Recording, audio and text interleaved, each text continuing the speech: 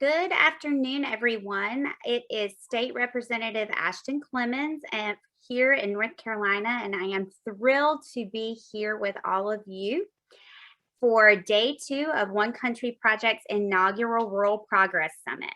We had a great first day yesterday with dynamic discussions on the future of work and how to provide the best healthcare in rural America.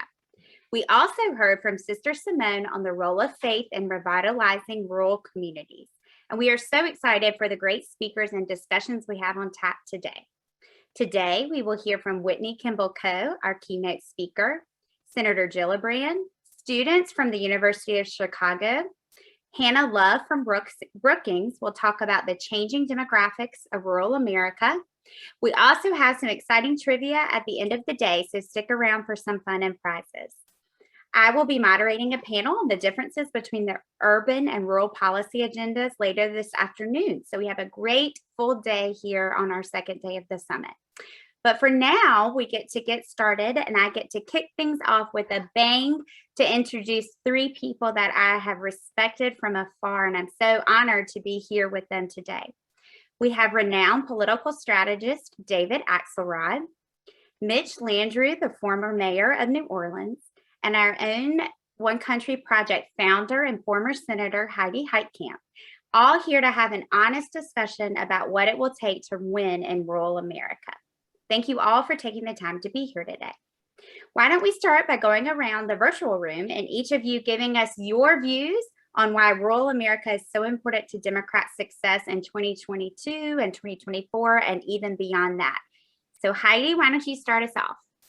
Well, I don't think anyone, Ashton, could look at the numbers and look at the, what it takes to win the Senate and how we used to win the Senate and think that we can continue to lose in states like North Dakota and South Dakota, Montana. Fortunately, Chester's been able to hang on, but he's the last one standing. And so places where we've done very well in the past have eroded on us in ways that I don't think we've really analyzed correctly or really explained adequately. But more importantly, I think it is critical that we have a national agenda, that rural ideas, and certainly so many great democratic rural ideas, Democratic Party rural ideas are actually advanced and forwarded. My great frustration is when you look at policies, the policies of the Democratic Party are far superior, in my opinion, in rural America than the policies of the Republican Party. But unfortunately, we aren't doing what it takes to communicate. And so this didn't happen overnight that we lost rural America. We're not going to fix it overnight.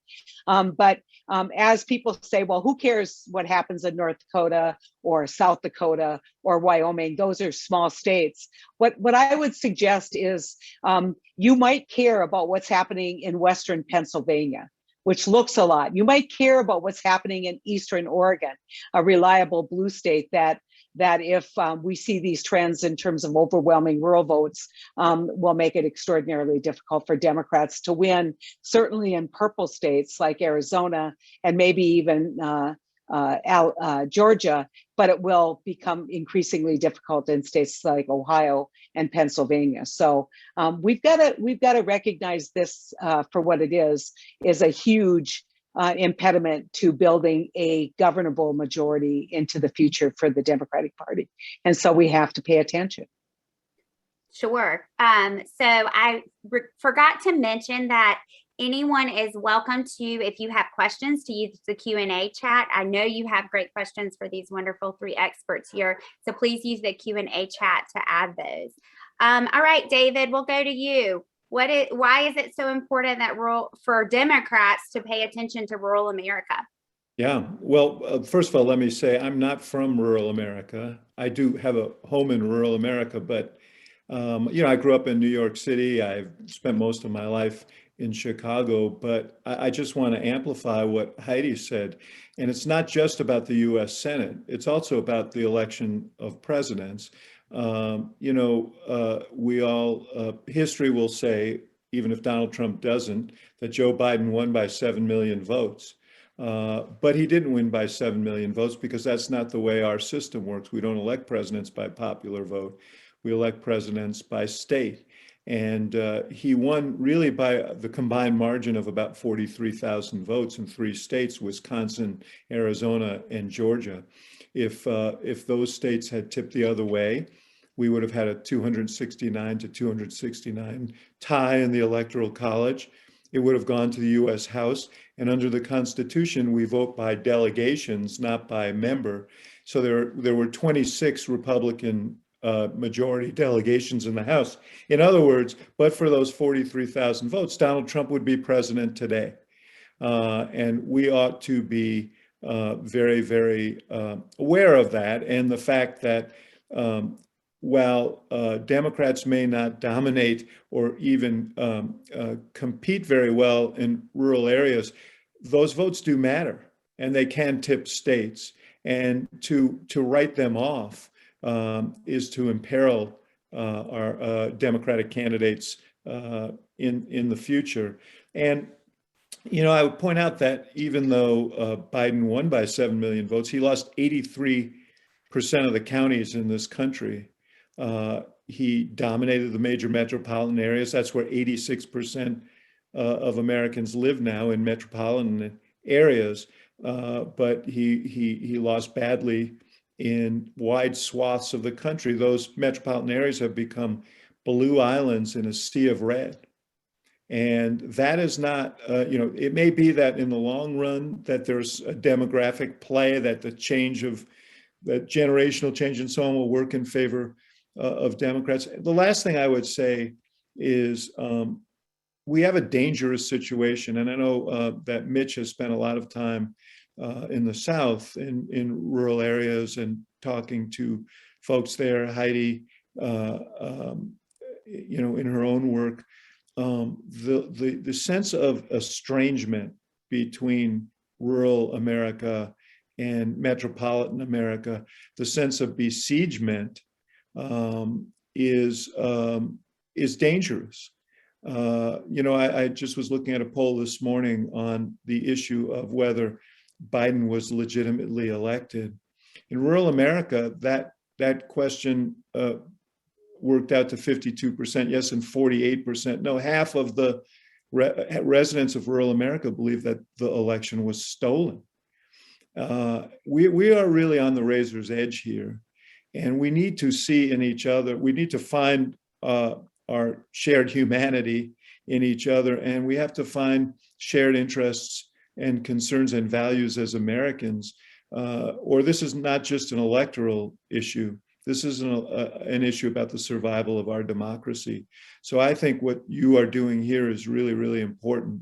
And that's why I'm so happy to join as a kind of representative urban guy who worries about rural America.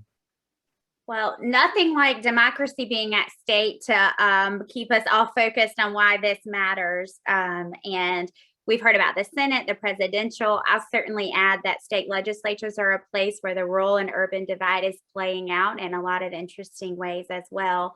But Mitch, what would you add? Why do you think it's critical that Democrats 2022 and beyond really start to look at what's happening with our brand and how we can work better with rural America? Ashton, thank you so much. I look forward to all the great things that you're going to bring us for your leadership in our country. And I'm thrilled to be here with David and Heidi, who has been a great leader in our country. The good book says, seek and you shall find. And I'm hoping, and I have faith that that's actually true, which is why I love the name One Country. My organization is called E Pluribus Unum, out of many, one.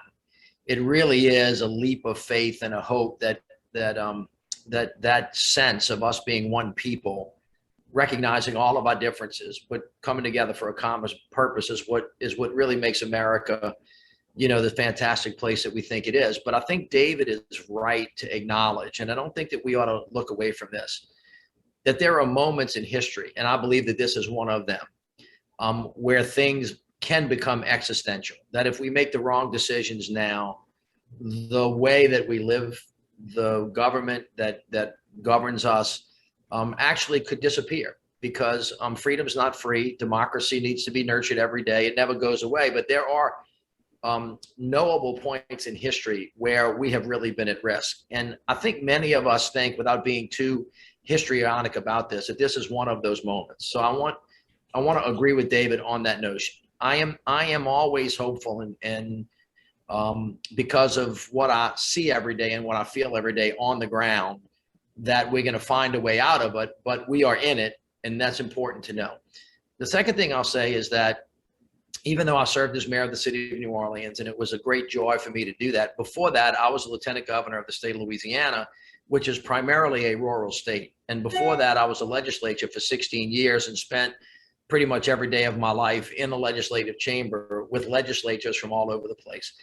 And that experience of governing confirmed for me how much we actually have in common. So I recognize the political divide that we see manifesting itself on the federal level and now moving down, as you know, into legislatures, and we're becoming more partisan in an aggressively nasty way. However, with tragedies like Katrina and Ida and all of the things that people see, when that thing happens and I'm on the ground, helping get people out of the water, or helping feed people with World Central Kitchen, or rebuilding houses that are in either rural or urban settings, I find people coming together, and the things that divide them go away right away.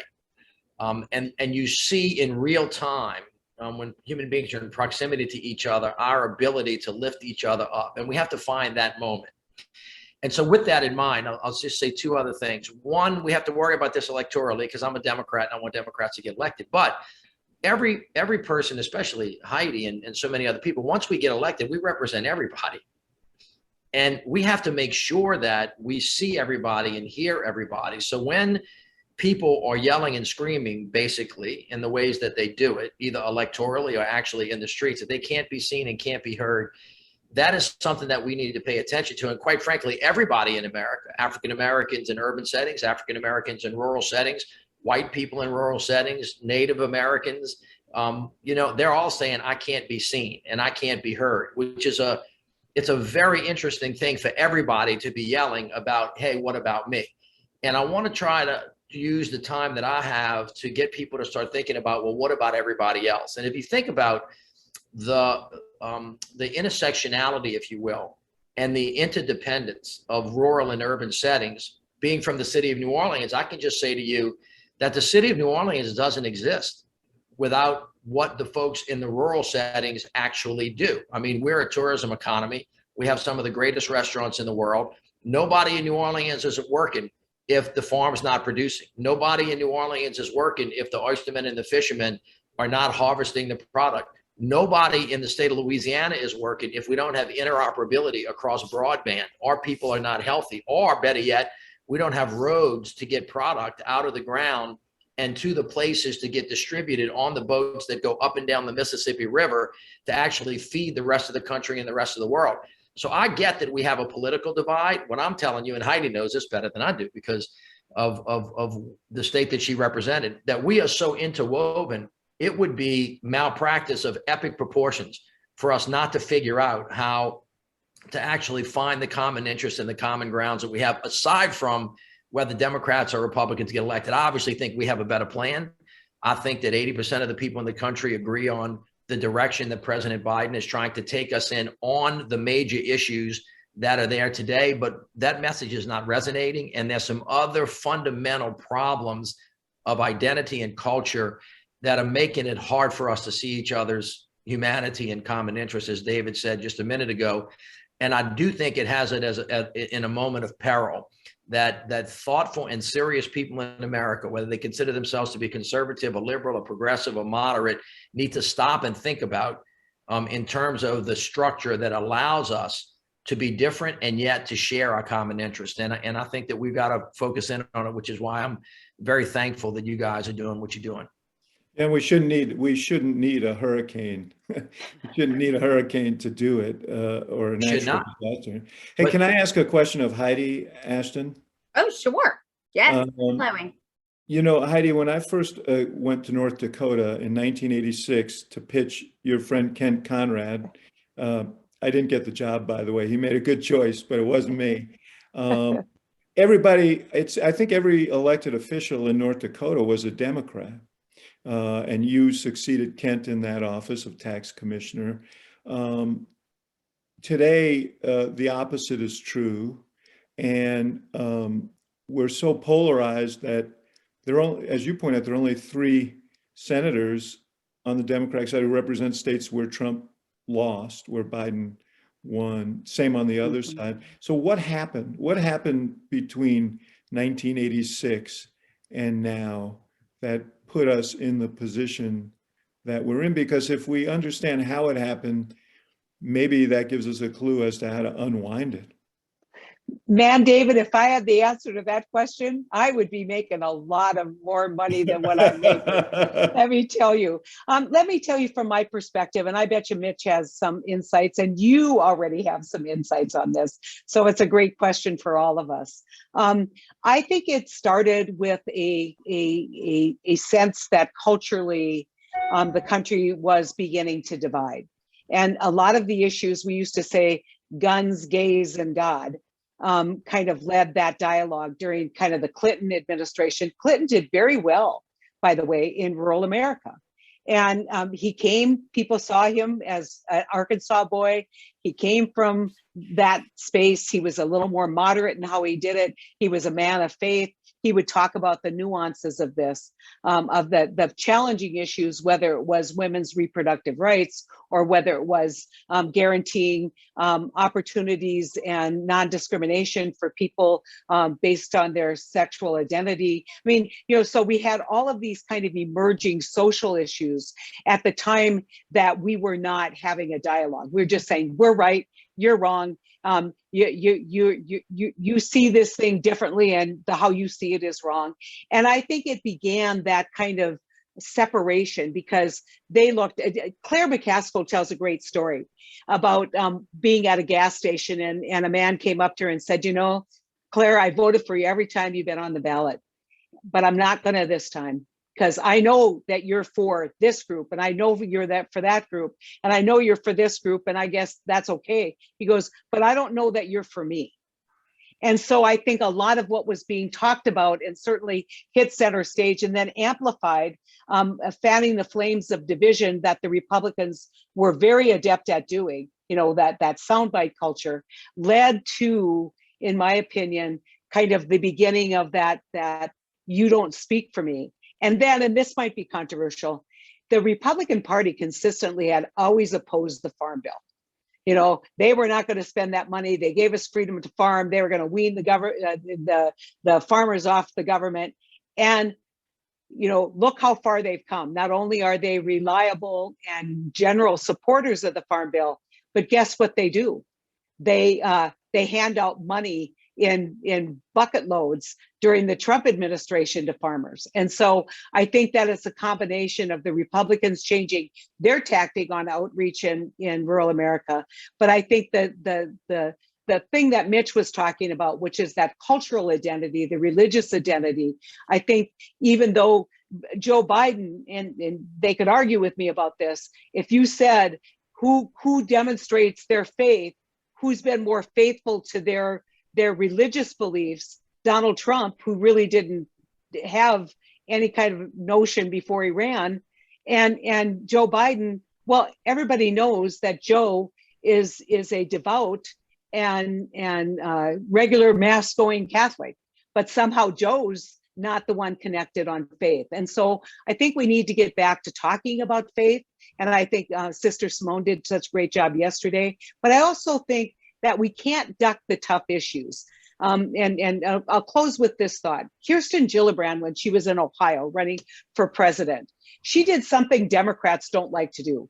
She went into a room of people who disagreed with her vehemently on her position on choice and on abortion. And she sat down and had a dialogue and talked about the women that she had met. We don't do that. We've gotten lazy. We think, oh, we can win if we just go to the urban areas. We can win if we just go to the suburban areas. And we need to have these tough conversations so that we can get better understanding. And so I kind of attribute this a little bit to the laziness of those of us who served in rural America, not being willing to focus on that dialogue. Can I speak to that just for a second? And now I want to talk in just really tough political terms. Not I'm a Democrat, I want to represent the whole country. Now I'm talking like as a Democratic strategist, like David is, and X's and O's. My sister Mary was a United States Senator and served with Heidi, and Heidi came down and tried to help her campaign. She won, both she and I, as Democrats, David, which used to be all the statewide elected officials, and now it's all Republicans. So we have the same issue that Heidi had. Mary lost her last race. She was the last vote on the Affordable Care Act.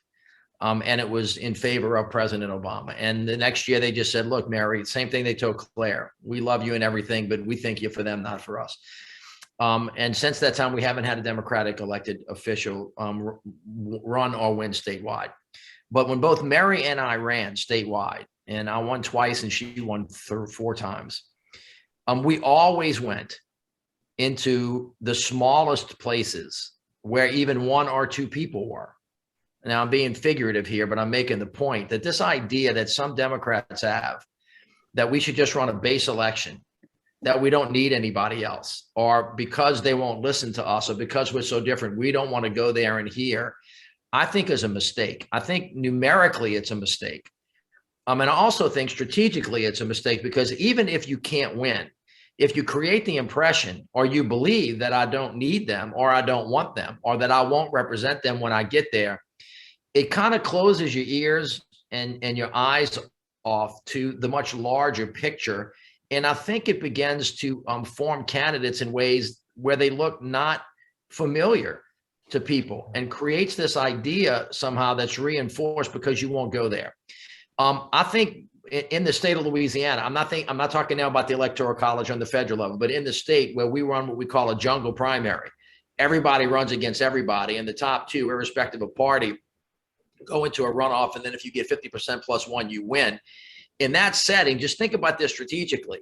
If I'm from the city of New Orleans and I know that I'm likely to get 90, 92, 93% of the votes here, that's great. But if I can go into a number of rural parishes, and because I go, instead of getting 10%, I can get 30%, it reduces the level of success that I have to have, and it forces people into another area. So just strategically, if you can play everywhere, and by the way, you can do it on the ground, and you can do it on the air, and you can do it through radio, and you can do it through mail, all in, you've got a much better chance of getting above these tough 50% plus 1 or 2 races that we're in across the country, or in state legislative races. Let me just add to what you guys have said, Ashton. I'm sorry, I will hand it back to you, but I think the Democratic Party has a snobbery problem. To be honest with you, I mean, I've sat in focus groups, and I've heard moderators ask voters in the city of Chicago, for example, why do you think Trump did so well downstate?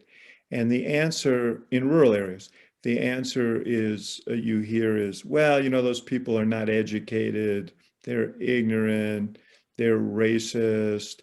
And it's just a kind of steady stream of caricatures. And in fairness, when you do, there are caricatures the other way when you do focus groups in rural areas about people who live in metropolitan areas. But it is dehumanizing. And I think one of the issues is, how people are getting their information. We live in these media silos where our points of view are always affirmed, not always informed, and everybody who lives outside our media silo is kind of ignorant. And I would say, and I would ask you guys, we've seen a depopulation of rural areas. It continued again in this census. We've seen an economic decline in rural areas, and with that, we've seen local newspapers disappear. We've seen some of the news sources that people used to rely on disappear. And I think people are more reliant now on what they get on their Facebook news feed and, what they see on Fox. And similarly, I think, urban voters, liberal voters get their own have their own channels of getting information. I think this has made things a lot more difficult, and we have to figure out how to thwart that. So David, you got to ask me a question. I get to ask you a question. No, that's not. Yeah, no, that's how it works. Ashton, stop her. No. So I know we check these boxes, and every time we do a panel like this, we kind of say the same thing over and over again. It's about culture. It's about disrespect. You know, I remember being in a room with a number of congressmen after one election where the Democrats didn't do so well, and they said, give one word why they didn't do well. And it got to be my turn, and I said, respect. Voters didn't feel respected. And they didn't. You can say, well, was that because they weren't heard? I think it wasn't so much about that as it was kind of how, as Joe Donnelly always says, how they felt the Democratic made them feel. You know, so they are not going to be with you until they feel that you get them and that you understand. So let's say we've got this struggle for media. We've got this divide that is only getting worse. How do we fix it? So if you were giving advice to a Senate candidate in North Dakota, where we used to win elections, as someone in the chat has pointed out, in fact, we used to, like you said, had an entire congressional delegation that was Democratic for a lot of years. What advice would you give to them today on how they could do outreach and how they could bridge this gap? Well, I think you offered the some of that, some of your question contained an answer, which is to actually give a damn and care and go into these communities and treat people like the heart. I mean, you know, I do live part-time in a rural area. The farmers who work around me and almost everybody else, they're among the hardest working people that I know, and good people, good neighbors. You know, I just think you have to aggressively court those voters, and also I think focus on issues of local concern. You know, one of the things that this nationalization of the media has done is it's turned these campaigns into national campaigns, and you know, we have to find ways to put the focus back on matters of importance to people in their communities where they live, connect ourselves to those issues. I will say this, you know, we've been suffering a steady decline for election after election, but I did work, you know, for Barack Obama in 2008, and one of the reasons that he won and won as well as he did was we actually did spend a lot of time. You know, he had gotten elected to the United States Senate in part by spending a lot of time in downstate Illinois. He won the Iowa caucuses, which projected him into the election, into the general election, ultimately by campaigning. He spent 87 days in Iowa in 2008. And he had a genuine affinity, and he had a genuine affinity for the voters that he met. I remember when I was just working for him at the beginning, when he was running for the Senate, he was downstate in Illinois in a place that was closer to Little Rock than Chicago, small town, went to a VFW hall, and I got a call from the guy who was traveling with me. He said, "Hey, we had a great meeting here." And I'm like, "Really?" And when Obama called me that night, I asked him about it. He said, "Why you sound so surprised?" I said, "I don't know, black guy named Barack Hussein Obama in deep Southern Illinois in a VFW hall sounds challenging." And he said, "No, you don't understand. You know, I talk about my grandfather from Kansas who marched in Patton's army, and my grandmother was a Rosie the Riveter, and, you know, it's great. We get along really well." And, you know, my experience with him during that period was that, and he also served in the legislature, as all of you have. Heidi, you were never in a state legislature, but as Ashton and Mitch have, and you know, you're compelled to try and find common ground with people who come from different areas and so on. I think that was very valuable as was, frankly, the fact that we had to run 50 states to get nominated against Hillary Clinton. And that forced us to have a presence in all 50 states, which was useful. And you'll remember he carried Indiana. He's the only Democrat since 1964 who did that. He carried your state, Ashton, a couple. I know. We talk about all the time that he came and had an office in every county, in every 100 counties in North Carolina, which, hasn't been done since and had not been done in a very long time before that, and won our state by 2 votes per precinct. So, we talk about here, that's an example of what it does take, is spending that time and energy on the ground. Yeah. So there you have it. I mean, I think, and all of that boils down to that one word you used, Heidi, which is respect. I think it's just such an important word. So we have lots of questions around kind of what is happening right now in DC with Build Back Better being gutted was a phrase that was used. We have this big reconciliation investment that, there's a couple of comments that's going to play well in Democratic strongholds, but what is the impact of what we see happening right now, particularly on rural voters who are watching and paying attention through this media lens that you all have already talked about? And we'll start with Mitch and then move from there. Well, you may have made a mistake by starting with me because I am not of Washington, although my sister spent many years there, and Heidi knows us better than both David and I. But my view from the outside, and I'm gonna step into contentious waters here between the progressives and the moderates over whether it ought to be 6 trillion, 3.5 trillion, 2.3, or 1.5. Okay. And I'm going to speak out of both sides of my mouth at the same time and then try to address the issue. But I want to remind people, just remind all the Democrats out there, 4 years ago, Donald Trump was president of the United States. He used the power of his office in a way that I think was cruel and evil, and tried to undo what we understand to be a democratic form of government. And one of the first things he did was use his power to give billionaires and millionaires a massive tax cut. All right. We are now in a position where Joe Biden is the president. We control the Senate. We control the House, understanding that the filibuster limits what people can or cannot do. And we're sitting on trying to decide whether we're going to spend between today 1.5 trillion and $2.3 trillion. I would argue strenuously to all of the Democrats, you know what?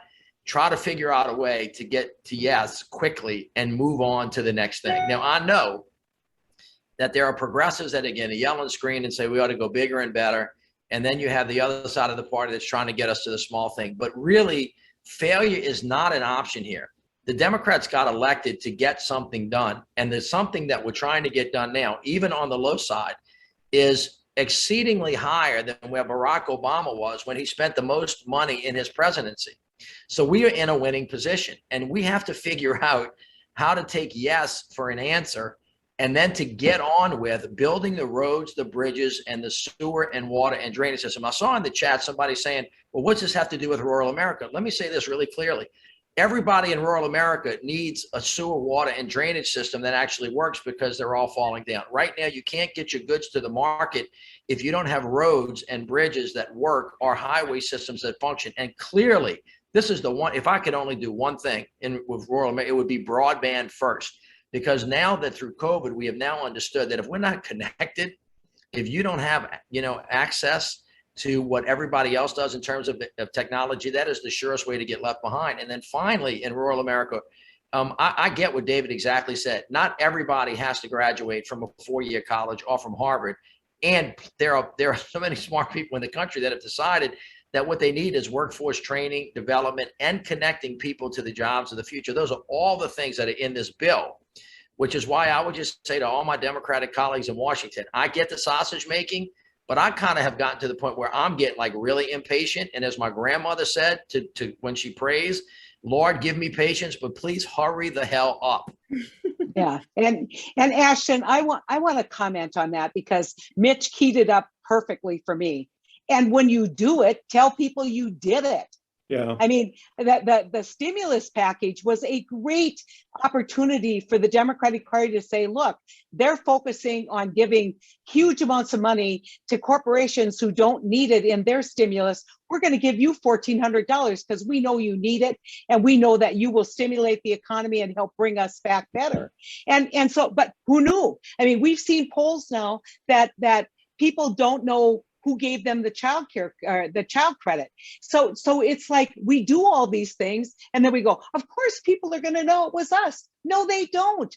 And the same senators who voted against it went and took a victory lap on the work that was done, even though they're voting against it. So my admonition is do exactly what Mitch said, is get it done, quit bickering about the number, to pick the programs that are popular, get them funded, get out there, and then get out there and talk about what you've done, build momentum going into the midterms so you can continue to correct the inequities, get to criminal justice reform, get to voting rights issues. Let's get beyond all of the discussion that we're having right now about, spending and taxing, and let's start talking about some of the other values that we'd like to see the Democratic Party advance. But they aren't going to help us. They're going to vote for us if we don't tell them we did it. Let me just violently agree with my friends here. I think one of the great, I experienced this with the Affordable Care Act. We passed the Affordable Care Act, and there was a segment of Democrats who called it a failure and said, well, you didn't get a public option, so you shouldn't have done it. And I don't know how many people I've met since that law went into effect whose lives were saved by it. And I would have hated to have turned to them and say, I'm sorry we couldn't have helped you, but we couldn't get everything we wanted, so we did nothing. This bill, whatever the size of it, and by the way, when you're arguing about numbers, I mean, when you're dealing with big omnibus bills like this, the parts are actually greater than the sum. You have to be, it's what's in it that matters. And if you allow it to be about the sum, whether it's going to be 3.5 trillion or 1.5 trillion or 2.2 trillion, then you're actually not playing on friendly turf. Then you're really undermining your own message. So I agree with everything that these guys said. Whatever happens, there are things in here that are going to really, really be valuable to rural America and all of America. And rather than quibbling over the number, I hope when it's done, people are celebrating the content and really making clear that, who delivered this and what that means in terms of their connection to communities. Yeah, I'm wondering, David, if I could just get on this note, whether it's the $6 billion that, let's just say it's the Sanders wing of the party promoted. That's trillion, Mitch. Trillion, I'm sorry, 6.6 trillion, or the 3.5 trillion, which is actually the Biden agenda, right. Or let's just say the 1.5 trillion, that's the Cinema Mansion piece. All right. Clearly, there's a difference between them, and I'm not arguing that they're not. I'd probably be, if I was a voter in the House or the Senate, I'd be in the $3.5 trillion team, and I'd push really, really hard for that. But what I'm saying now is that there is a reality. 50 senators have voted against everything, and they're going to vote against everything because they want to tank the country. But there are 50 other people, and we already know who they are, that have to come to agreement. And given that, I would just tell all the legislators that this is just about, multiplication. 3.5 trillion times 0 is 0. Right.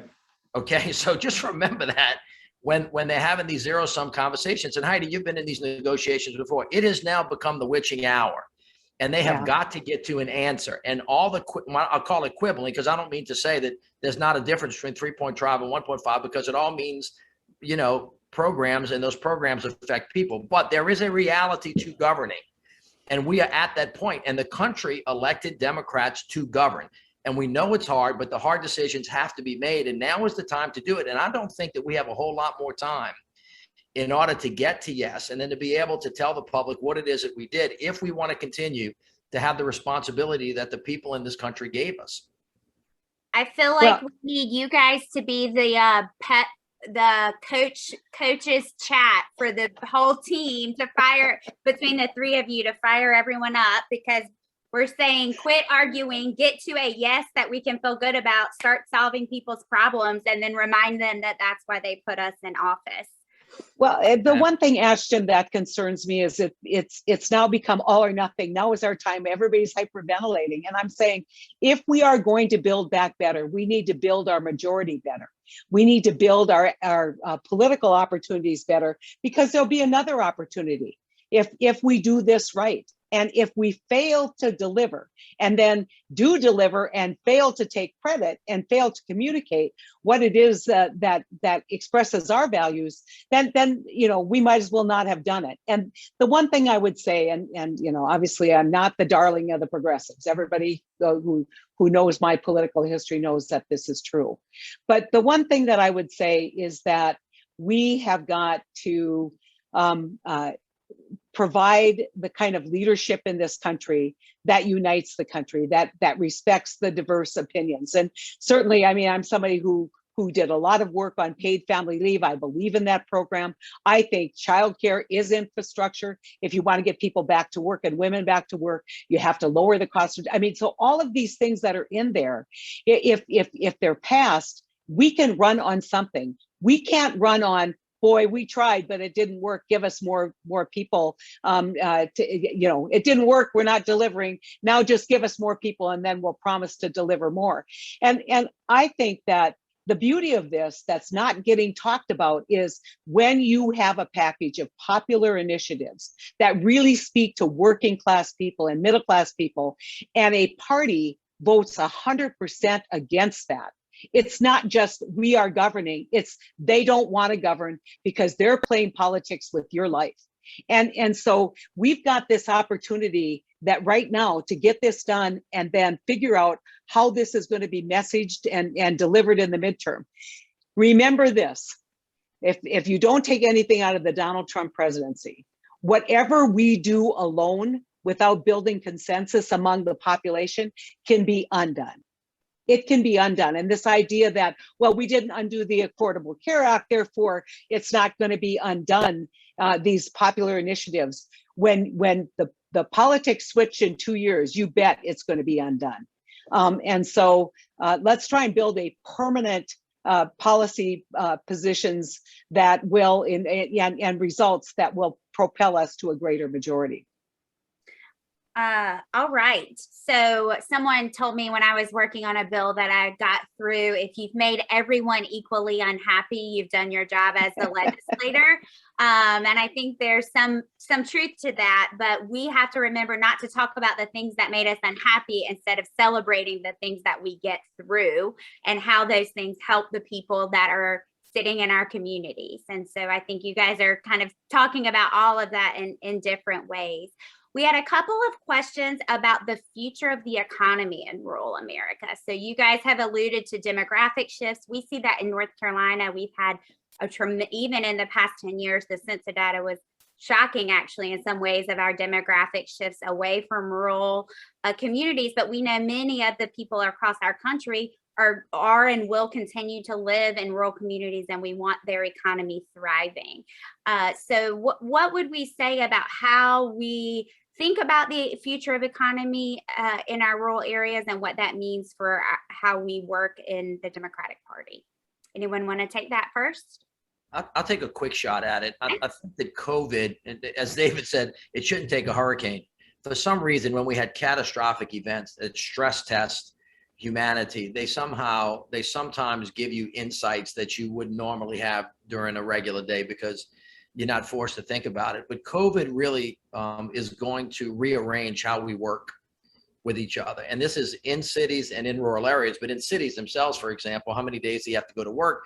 If technology can allow you to work remotely, well, if you start thinking about remote work, why wouldn't people be able to leave big cities like New York and Chicago and Los Angeles, or even New Orleans, and move further away? That would be into suburban or rural areas, and basically be able to communicate from there, which argues in favor of broadband.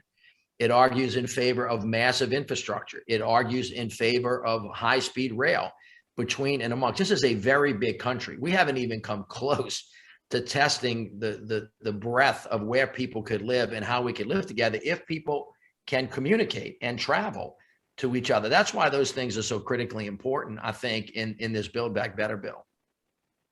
Okay.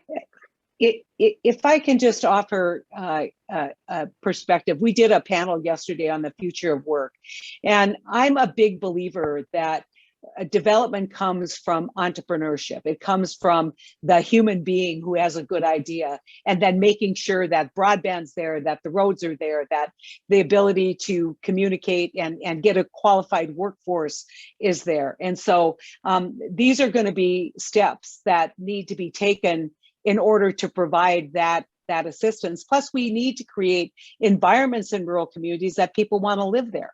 I mean, you know, I when I was in the Senate, I would say, okay, can it pass the Netflix test? And people say, what? I said, if you can't stream Netflix in your community, you're not going to live there. And so we've got to figure out kind of what that rural prosperity looks like into the future. And I think we can do that with the right amount of attention. We just to the details of getting there, but we've got to get out of the rut that, oh, if only so-and-so would come and build a factory and there'd be 5,000 jobs, you know, that those jobs then become vulnerable or it skews the economics of that area.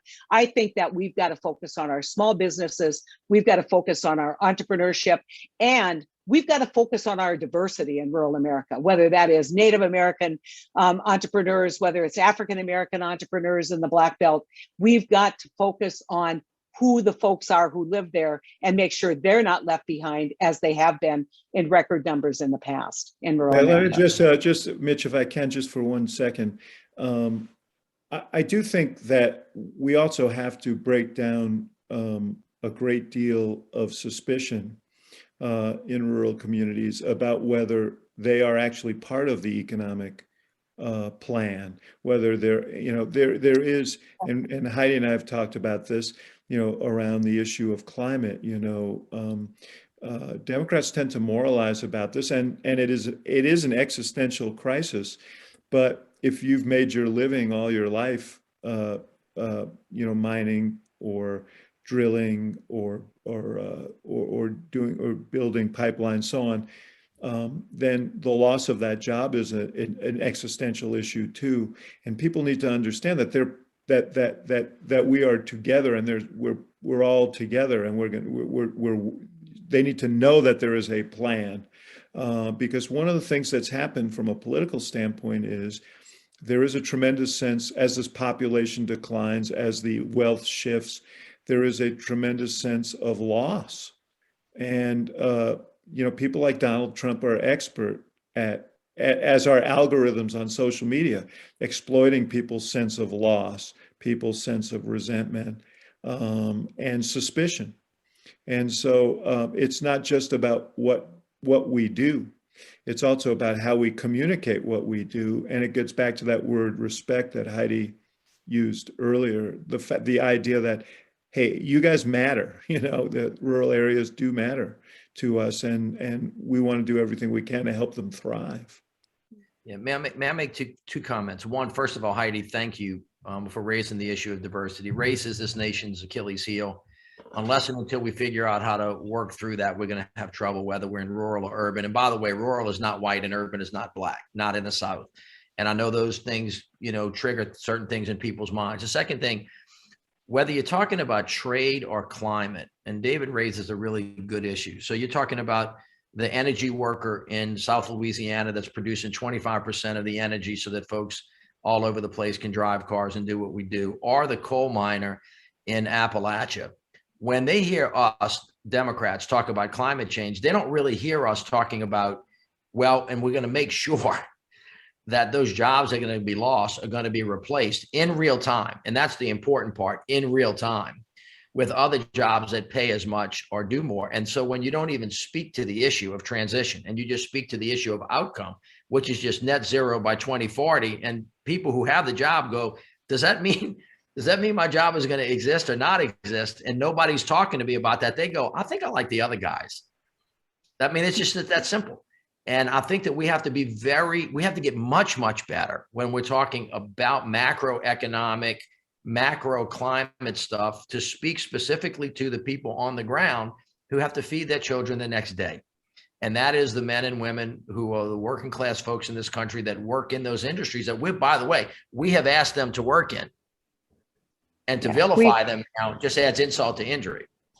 Mitch, we had a great discussion yesterday where I queued that question up to a lot of the HR, kind of the big thinkers on the future of work. And I think consistently, the one thing that you draw the conclusion is you can't wait to have that conversation.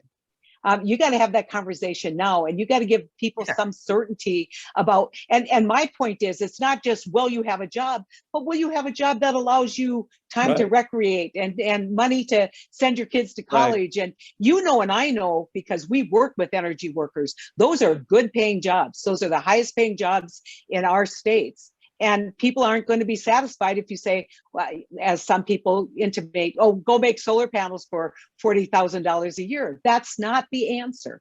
And so we've got to bring those people along. The other point that I want to make, not just about diversity, but about economic diversity. I think way too often people think rural America, that's agricultural America. That's what you do out there. About a third of all rural counties are what I would call extraction counties. They're counties that are dependent and reliant on extraction of minerals, whether it's fossil fuels, copper, trace minerals. And so we've got to have a broader dialogue and discussion, and not make people feel disrespected for what they do every day to make a living for their families.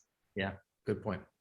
And David's on this. We've talked a lot about this, and he's talked about putting together panels and really raising this issue. And, he's really been a champion, and we're working to try and figure out how we can have that dialogue as part of the climate dialogue. Because I think if we can get energy workers to feel like there's a future for them, we can have political sustainability on our climate work.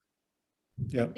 We talk about here in North Carolina how the vast majority of North Carolinians are working hard to do the best that they can by the people that they love. And if our messages and the things that we're putting forth makes them feel judged for that in any way, we've lost the battle. And I think you're kind of talking about how do we make sure we are respecting and valuing, and even if we don't mean to, that what we're saying is not judging someone who's doing the best that they can in their moment. Okay, so we have just a few minutes left, and I wanted to end with what is making you hopeful when you think about the potential and opportunities as we look at 2022 and beyond for engaging rural America in the future of our country, but definitely the future of the Democratic Party as well. And I will start just by saying that I am an educator at heart as an elementary school teacher and principal, and I spend a day each week with kindergarten and first graders, and they are helping each other and problem solving across all kinds of differences in a 10-minute period. And every single day I'm with them, it makes me hopeful about the future that we have in front of us. So that's my small but way that I stay connected to why any of this matters.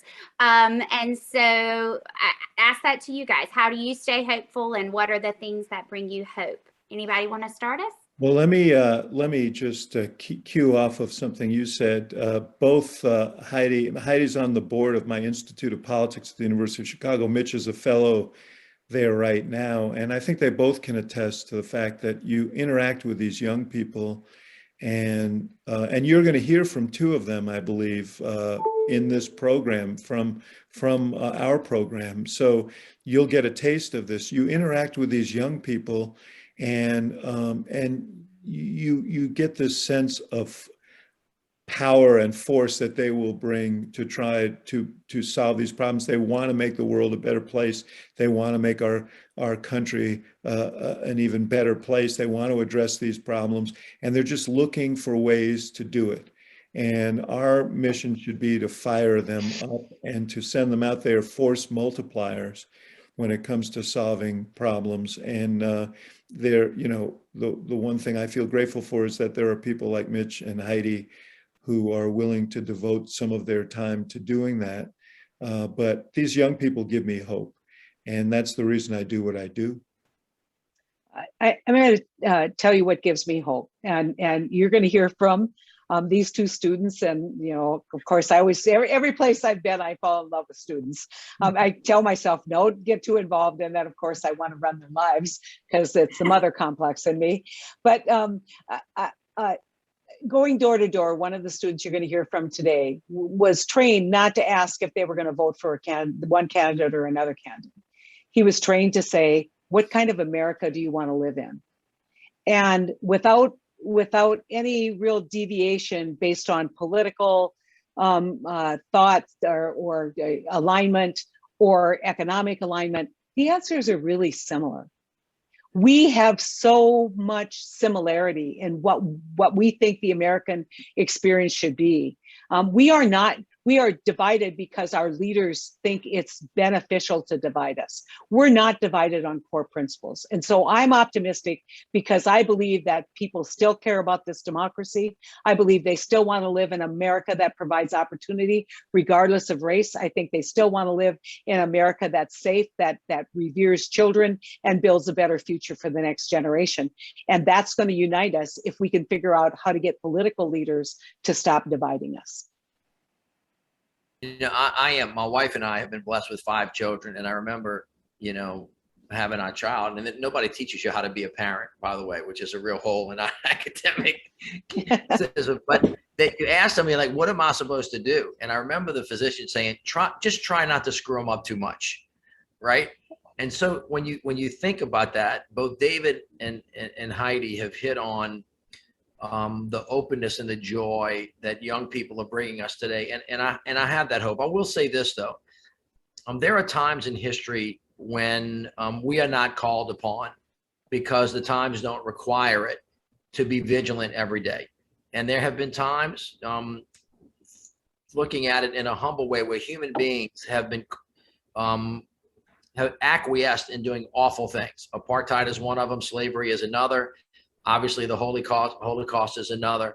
And I'm not saying that we're at that kind of moment, but there are times throughout our history when democracy actually is at risk. And I happen to think it's one of them. Now, having said that, I do think it's the older folks that are messing it up. And what gives me the greatest hope is the younger generation who, notwithstanding how poorly we elders seem to be handling the moment at hand, are beginning to understand and to navigate through what it means to be one country, what it really means to be out of many one, really celebrating diversity as our strength, not our weakness. And I think that younger people today see greater opportunities than some of us that have been here for a while. And so I just want to echo what David and Heidi have said. You can't come into the presence of young people today and not be hopeful that eventually we're going to get this right. I will say, though, that we are going to go through a period now in the next 5, 6, 7, 8, 9 years that has been somewhat more difficult than maybe the ones that existed when I was 22 or 23 years old. And I think people need to show up, because what they do and what they say and how they participate is going to determine what the country actually looks like, maybe for the next generation. Can I just question Mitch on one point? Aren't you one of 12 kids? I'm one of 9. Oh, one of 9. So you must have picked up something on parenting. Okay. Yeah, but until you get to be a parent, you don't really realize how much you don't know, and it's a very sobering experience. Well, I've met most of Mitch's family, and I would say he didn't need much coaching, because in America we do what we see, and he has great parents, lovely people. And David, I have to say, Senator Conrad texted me during this program and said, yes, he did make the right decision. Yes. I just saying. Yeah. He doesn't have to rub it in. Yeah, I'll let you talk to him about that offline. Yes. Yes. David didn't cry in his soup. He just went on to elect the president of the United States. That's all he did. That was my consolation, Senator Conrad. It has been a great pleasure to be a small part of this panel today. I told them before that these are 3 people whose books I've read and podcasts I listen to. And so to get to be with you all today has been a great honor. And there is nothing that warms an educator's heart like hearing all of us, our hope being in our future of our young people, whether that's college students or people just entering the workforce or even younger than that. And so it has been a joy to be with you all. Thank you so much for all you're doing. And all of us living by example to the one country that we know we can be. So thank you to the three of you. And I get to transition us to the next panel, which I'm also excited about.